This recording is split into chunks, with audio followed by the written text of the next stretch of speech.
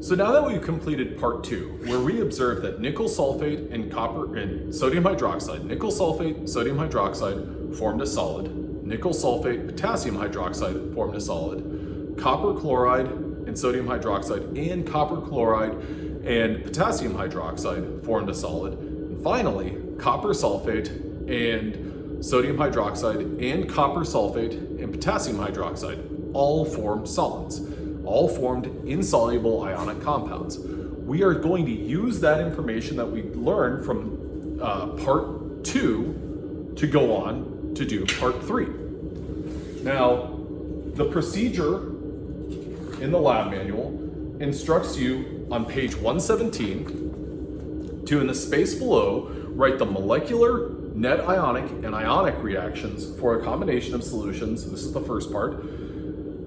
Which produced an insoluble precipitate. The second part of this, or the middle portion of this, says in the space below, write the molecular, net ionic, and ionic reaction for, and here's where we're going to change it. We're going to write it for another combination which formed an insoluble precipitate.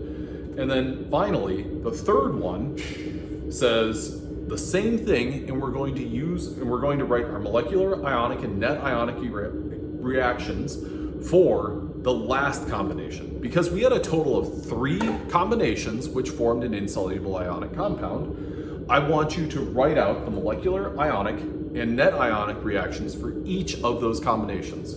So nickel sulfate plus NaOH or KOH. Then for the next one, copper chloride plus NaOH or KOH. And then for the last one, copper sulfate plus NaOH or KOH.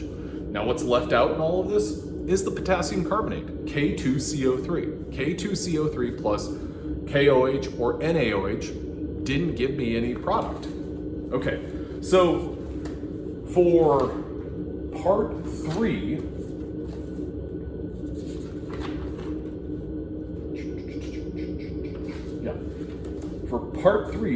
on page 118, this asks you to identify the strong base in a solution. And all that you're going to be doing for part 3 is you're going to be doing a calculation. The procedure for part 3 asks that you get 15 milliliters of each solution, combine them. So find one of those insoluble ionic compound pairs, take 15 milliliters and 15 milliliters and combine them. Determine the mass of the product that you precipitated. We are not going to be doing that portion of it, but instead we are going to do the calculations that reflect that. So on part 3, identify the strong base solution and the non-strong base solution. So your strong base is either going to be sodium hydroxide or potassium hydroxide. So NaOH or KOH. Your non-strong base solution, well, you have this NiSO4, this CuCl2, and this CuSO4 as 3 different non-strong base solutions. Now the concentration of your strong base solution, if you were using sodium hydroxide, is 0.75 molar. If you were using potassium hydroxide, it was 0.50 molar. So for this portion, you'll have to put in the concentration, whichever strong base you elect to use for your calculations, you'll have to put that in there. The volume of your strong base. We only are going to do this calculation where you're using 15 milliliters or 0.015 liters. You're going to use the concentration and the volume to determine the moles of your strong base solution.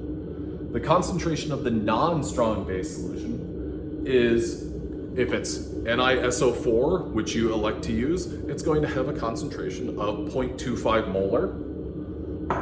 Copper chloride is a 1 molar solution, and copper sulfate is a 0.25 molar solution. You're going to do the calculation where you're using 15 milliliters or 0.015 liters. You're going to calculate the number of moles. Then you're going to have to identify the limiting reactant. In order to answer that sort of question, please reflect on the preview video that I posted to your Canvas page, because I'll go into balancing a chemical reaction and doing an example of balancing a chemical reaction, identifying your limiting reactant, and then determining your theoretical yield. All right, well, that wraps up experiment number 7. No, it doesn't. It does not, because I needed to reflect on my solids and my solutions. So, one thing that's worth noting about these, that's where we are right now.